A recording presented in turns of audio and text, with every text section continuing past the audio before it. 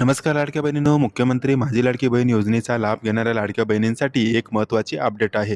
या योजनेअंतर्गत दिल्या जाणाऱ्या लाभाचा 19वा म्हणजेच जानेवारी महिन्याचा हप्ता अजूनपर्यंत वितरित करण्यात आलेला नाही. तर हा लाभ कधी वितरित केला जाऊ शकतो आणि हा लाभ वितरित करण्यासाठी एवढा उशीर का होतोय, यासाठी नेमकी अडचण काय आहे, यासंबंधी संपूर्ण माहिती आपण आजच्या व्हिडिओमध्ये घेणार आहोत. व्हिडिओ महत्त्वपूर्ण असणार आहे, त्यासाठी व्हिडिओ शेवटपर्यंत नक्की पहा.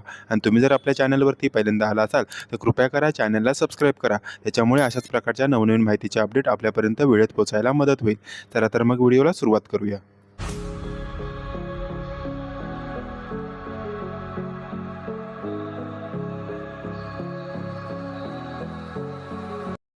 तर लाडक्या बहिणींनो, आपल्याला माहिती आहेच की आपल्या राज्याचे उपमुख्यमंत्री अजितदादा पवार यांचं मागच्याच महिन्यामध्ये अपघाती निधन झालेलं आहे आणि ते आपल्या राज्याचे अर्थमंत्री होते. आणि लाडक्या बहिणींचा जो लाभ आहे किंवा या लाभासाठी जी रक्कम पाठवली जाते, तर ती अर्थ मंत्रालयाकडून पाठवली जाते. जोपर्यंत अर्थ मंत्रालयाकडून हा लाभ वितरित हा लाभ जो आहे, त्या लाभासाठी जी रक्कम आहे ती पाठवली जात नाही, तोपर्यंत कुठल्याही प्रकारच्या योजनेचे लाभ हे दिले जात नाहीत. आणि आता अजितदादांचं निधन झाल्याच्या नंतर हे जे अर्थ विभाग जो आहे तो आता देवेंद्र फडणवीस हे सांभाळत आहेत.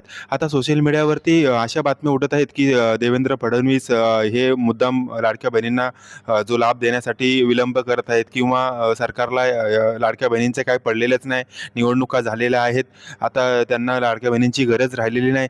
तर अशा प्रकारच्या सोशल मीडियावरती बातम्या पसरत आहेत किंवा वेगवेगळ्या ठिकाणी कमेंट आपल्याला पाहायला मिळत आहेत. तर खरंच असं आहे का? अजितदादांच्या जाण्यानंतर जो विभाग असतो तो सांभाळायचा असतो किंवा काही महत्त्वाची कामं करायची असतात, ती सध्या पेंडिंग राहिलेली आहेत. त्याच्यामुळे कदाचित हा हप्ता वितरणाला उशीर होऊ शकतो. त्याचबरोबर मागच्या काही दिवसांपासून आपण पाहू शकतो की सामाजिक न्याय विभागाचा निधी हा लाडक्या बहिणींसाठी वापरला आहे किंवा इतर अनेक अडचणी आहेत की सध्या सरकारकडे योजनेसाठी द्यायला पैसे नाही. त्याच्यामुळे सुद्धा हा लाभ पुढे गेल्याचे बोलले जात आहे. त्याचबरोबर अजून सुद्धा लाडक्या बहिणींचे जे पैसे आहेत ते कधीही वेळेवरती किंवा ठराविक तारखेलाच लाडक्या बहिणींना मिळतील असे अजूनपर्यंत झालेले नाही. काही वेळा या योजनेचा जी-आर येतो, काही वेळा जी-आर न येता सुद्धा खात्यामध्ये लाडक्या बहिणींना पैसे मिळालेले आहेत. आणि मागच्या काही दिवसांपासून लाडक्या बहिणींची ई-के-वाय-सी चुकली होती, त्यांच्यासाठी सुद्धा ई-के-वाय-सी चालू केलेली आहे. तर ज्या लाडक्या बहिणींनी ई-के-वाय-सी चुकलेली आहे आणि ज्यांना दुरुस्ती करायची आहे त्यांनी लवकरात लवकर दुरुस्ती करून घ्या.